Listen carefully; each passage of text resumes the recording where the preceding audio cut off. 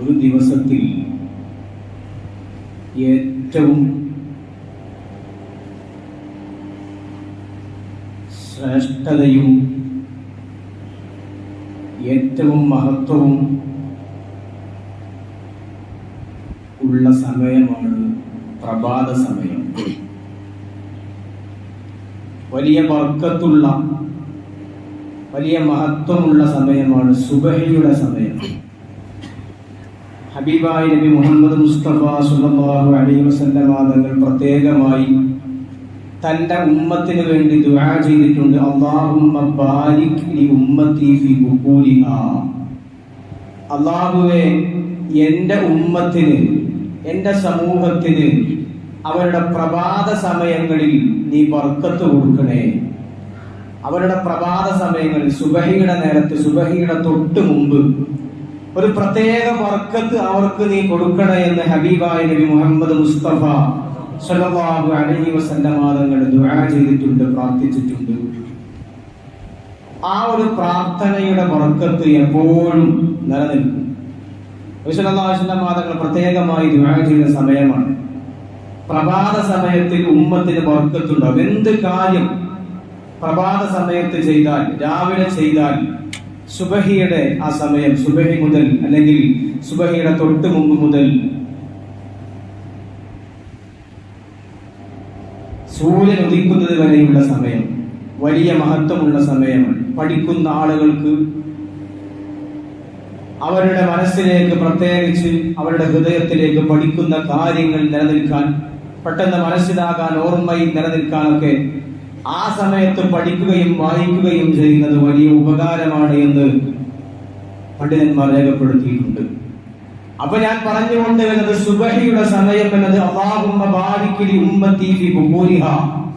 അല്ലാഹുവേ, എൻ്റെ ഉമ്മത്തിന് സുബഹിയുടെ സമയത്തിൽ നീ പ്രത്യേകമായ ബർക്കത്ത് കൊടുക്കണേ എന്ന് ഹബീബായ നബി സല്ലല്ലാഹു അലൈഹി വസല്ലം തങ്ങൾ ദുആ ചെയ്തപ്പോ മഹാന്മാരായ സ്വഹാബത്തൊക്കെ ആ ഹദീസിനെ ഉപോത്ഭകമായി, ആ ഹദീസ് അനുസരിച്ച് ജീവിക്കാൻ ശ്രമിച്ചു. വകാന സഖർ എന്ന് പറയുന്ന വലിയ മഹാനായ പണ്ഡിതൻ, റജുലുൻ താജിറൻ, വകാന സഖറുൻ റജുലുൻ താജിറൻ.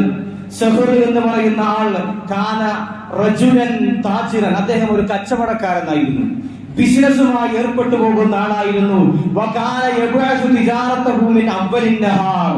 അദ്ദേഹം കച്ചവടം തുടങ്ങുമ്പോ, അദ്ദേഹം കച്ചവടം ആരംഭിക്കുമ്പോ തന്റെ കച്ചവടത്തിന്റെ ചരക്കുകൾ മുഴുവൻ അയക്കുക, വിൽപ്പനക്ക് വേണ്ടി പറഞ്ഞയക്കുന്ന സമയം അത് രാവിലെയായിരുന്നു, പ്രഭാത നേരത്തായിരുന്നു. സുബഹിയുടെ സമയത്ത്, പ്രഭാത സമയത്ത് തന്റെ കച്ചവടത്തിന്റെ ചരക്ക് പറഞ്ഞയക്കും, ബിസിനസ് തുടങ്ങും. പണ്ഡിതന്മാർ രേഖപ്പെടുത്തി വെക്കുന്നു, അദ്ദേഹം അങ്ങനെ ചെയ്തപ്പോ അദ്ദേഹത്തിന്റെ കച്ചവടത്തിൽ ലാഭം ലഭിച്ചു. അദ്ദേഹത്തിന്റെ കച്ചവടത്തിൽ ലാഭം ലഭിച്ചു. സമ്പത്ത് വർദ്ധിച്ചു. എന്തുകൊണ്ട്? സുബഹിയുടെ നേരത്ത്, പ്രഭാതത്തിന്റെ നേരത്ത്, നേരം വെളുക്കുന്ന സമയത്ത് കച്ചവടം തുടങ്ങി എന്നതാണ്. അപ്പൊ ഏത് കാര്യവും സുബഹിയുടെ നേരത്ത് നിർവഹിക്കുക എന്നത് അതിന് ബർക്കത്തുണ്ടാവാനുള്ള കാരണമാണ്. ബർക്കത്ത് ഏത് കാര്യത്തിലും നിലനിൽക്കണമെങ്കിൽ പ്രഭാത സമയത്ത് തുടങ്ങണം എന്നാണ് മഹാന്മാരായ പണ്ഡിതന്മാർ രേഖപ്പെടുത്തി വെക്കുന്നത്. നമുക്കെല്ലാവർക്കും അറിയാം, ആചാര്യന്മാരുടെ കണക്ക് പ്രകാരം ഒരു ദിവസത്തിലെ സുപ്രധാനമായ സമയമാണ് ബ്രഹ്മമുഹൂർത്തം.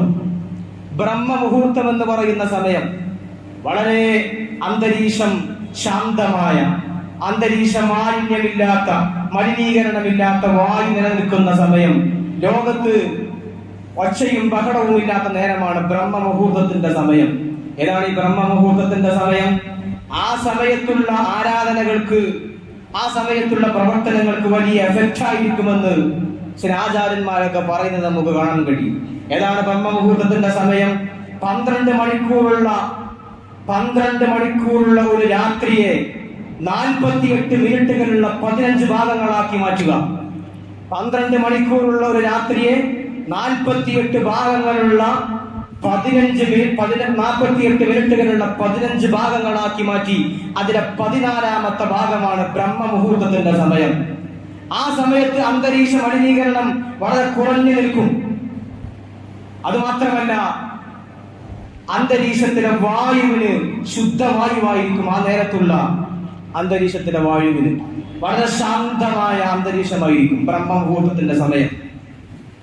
ആ സമയം എപ്പോഴാണ്? ഉദാഹരണത്തിന് 6 മണിക്കാണ് ഉദയമെങ്കിൽ, ഒരു ഉദാഹരണം പറയുകയാണ്, 6 മണിക്കാണ് സൂര്യോദയമെങ്കിൽ 4:24 മുതൽ 5:12 വരെയുള്ള സമയമാണ് ബ്രഹ്മമുഹൂർത്തത്തിന്റെ സമയം. വളരെ കൃത്യമായി ശ്രദ്ധിക്കണം. ഈ സമയമാണ് ഒരു ദിവസത്തിലെ വളരെ കൃത്യമായ അന്തരീക്ഷം, ശാന്തമായ എന്ത് കാര്യവും തുടങ്ങിയാൽ മനസ്സിനൊരു റാഹത്ത് ലഭിക്കുന്ന സമയം, എല്ലാ കാര്യത്തിലും ബർക്കത്തുണ്ടാകുന്ന ഒരു സമയം. അത് ഈ സമയമാണ്. 6 മണിക്ക് ഉദയമാണെങ്കിൽ 4:24 മുതൽ 5:12 വരെയുള്ള സമയം. ഈ സമയത്ത് നമ്മൾ ഉണർന്നിരിക്കണം. ഈ സമയത്ത് ഉറങ്ങാൻ പാടില്ല. ഈ സമയം ഊർജത്തോടുകൂടെയും ഉന്മേഷത്തോടുകൂടെയും ഇരിക്കുന്നവനാവണം ഒരു വിശ്വാസി. വളരെ ഗൗരവത്തോടുകൂടെ നമ്മൾ ശ്രദ്ധിക്കണം. ഈ സമയം നമ്മെ സംബന്ധിച്ചിടത്തോളം നമ്മുടെ ജീവിതത്തിലെ എന്ത് കാര്യങ്ങൾ തുടങ്ങുമ്പോഴും വലിയ ഹൈറായ കാര്യം തുടങ്ങാനുള്ള നല്ല സമയമാണ്. എന്നാൽ പലരും അത് ശ്രദ്ധിക്കുന്നില്ല. ഈ സമയത്ത് ഇസ്തിഗ്ഫാർ ചെയ്യണം. ഖുമിൽ ലൈല എന്ന് അല്ലാഹുവിന്റെ വിശുദ്ധ ഹബീബായ മാതങ്ങളോട് വിശുദ്ധമാക്കപ്പെട്ട ഖുർആൻ വളരെ കൃത്യമായി പറഞ്ഞിട്ടുണ്ട്. രാത്രി നിന്ന് നിസ്കരിക്കണം. ഈ തഹജ്ജുദിന്റെ നേരം, തഹജ്ജുദ് നിസ്കാരത്തിന്റെ സമയം, സുബഹിയുടെ തൊട്ട് മുമ്പുള്ള സമയം, അത് മനുഷ്യന്റെ ശരീരത്തിന് വലിയ പവർഫുൾ ആയ സമയമാണ്. നല്ല ശുദ്ധമായ വായു ലഭിക്കുന്ന സമയമാണ്. ആ സമയത്ത് ഉറങ്ങുന്നവനല്ല വിശ്വാസി.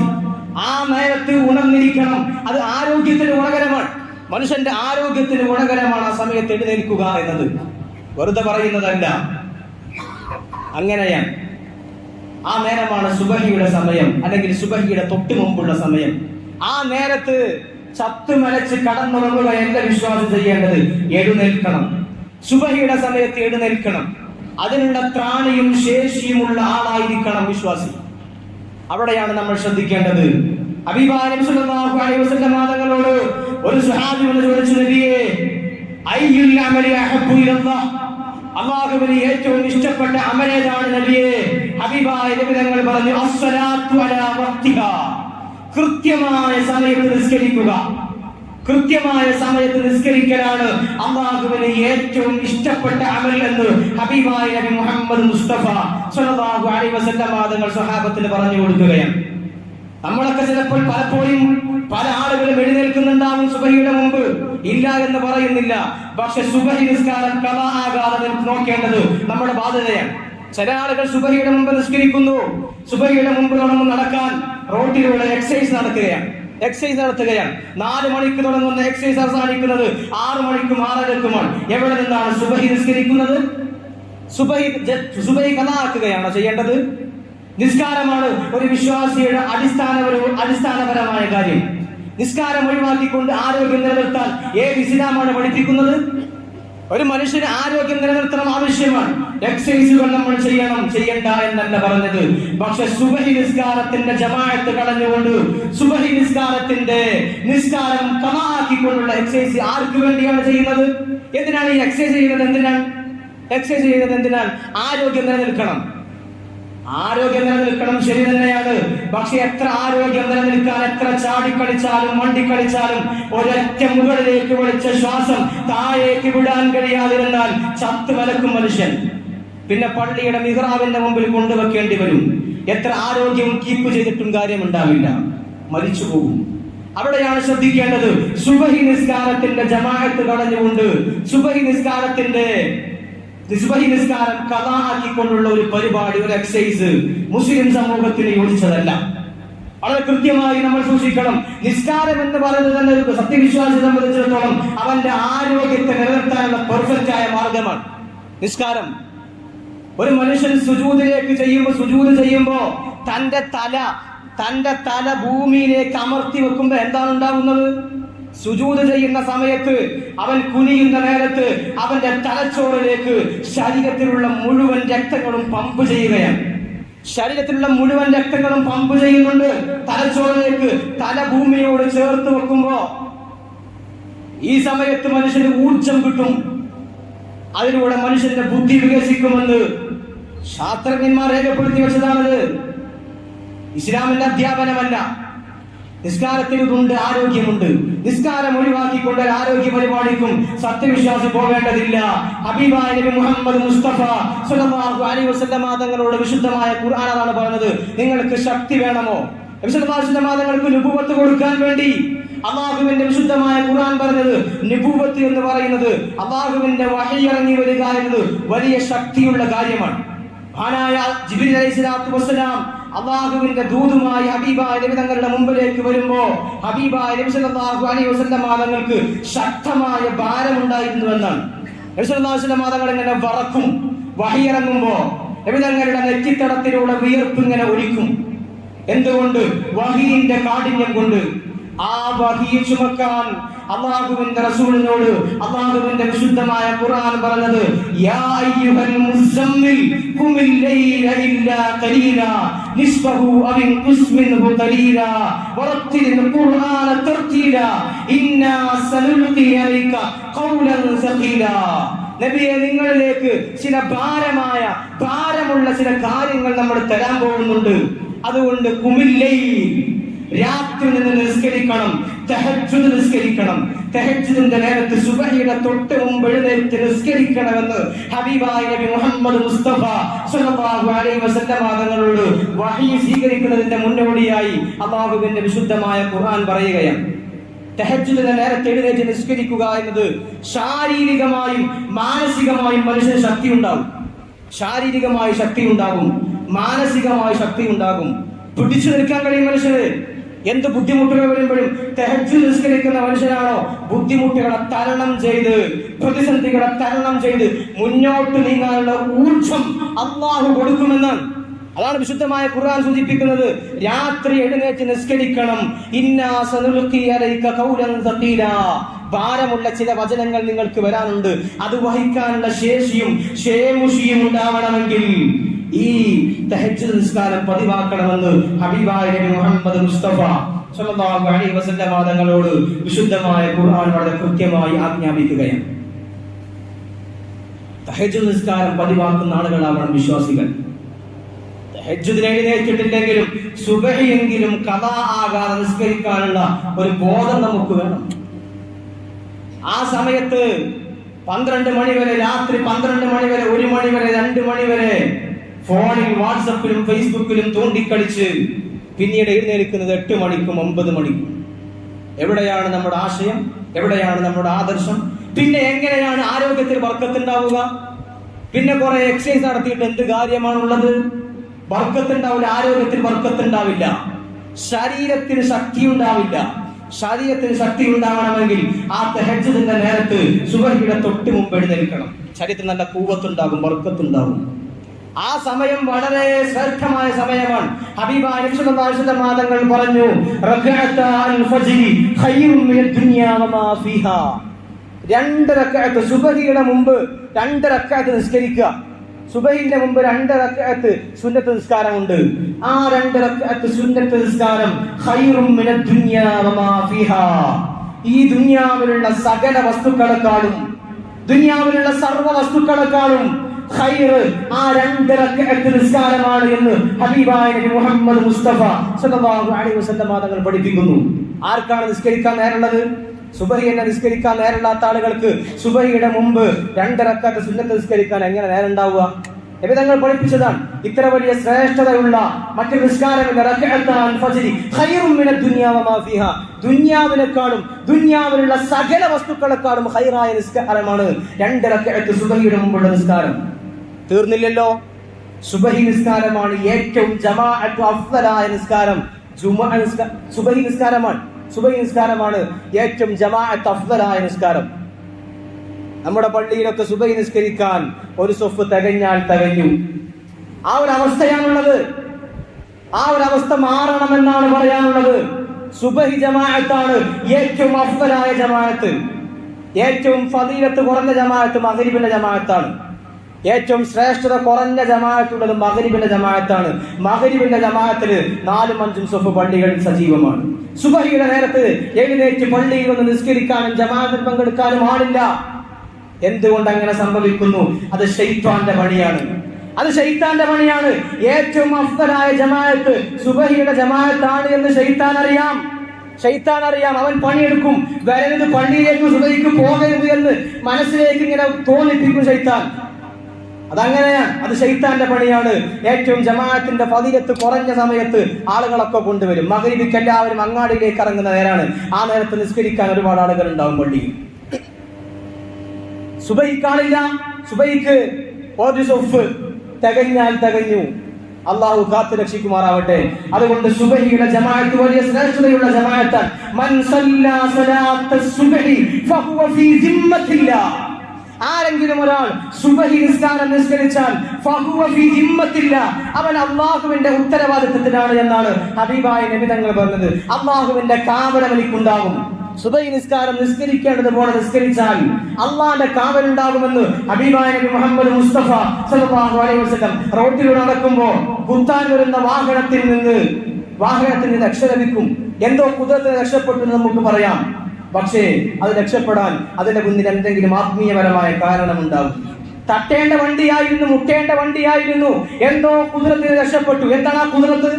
ജീവിതകാലത്ത് ചെയ്ത എന്തെങ്കിലും ഒക്കെ സൽക്കർമ്മം. അള്ളാഹുവിന്റെ ഉത്തരവാദിത്തം ഹിമ്മത്തൊരു മനുഷ്യനെ കിട്ടിയാലുള്ള ശ്രേഷ്ഠതയാണത്. സുബഹി നിസ്കാരം ജമാഅത്തായി നിസ്കരിച്ചാൽ അള്ളാഹുവിന്റെ ദിമ്മത്ത് മനുഷ്യനുണ്ടാകുമെന്ന് ഹബീബായ നബി മുഹമ്മദ് മുസ്തഫ സല്ലല്ലാഹു അലൈഹി വസല്ലം തങ്ങൾ സൂചിപ്പിക്കുന്നു, പഠിപ്പിക്കുന്നു. സുബഹിയുടെ ജമാഅത്തിന് ഒരുപാട് ശ്രേഷ്ഠതകളുണ്ട്. ഞാൻ ദീർഘമായി സംസാരിക്കുകയല്ല. നബി തങ്ങൾ പറയുന്നു,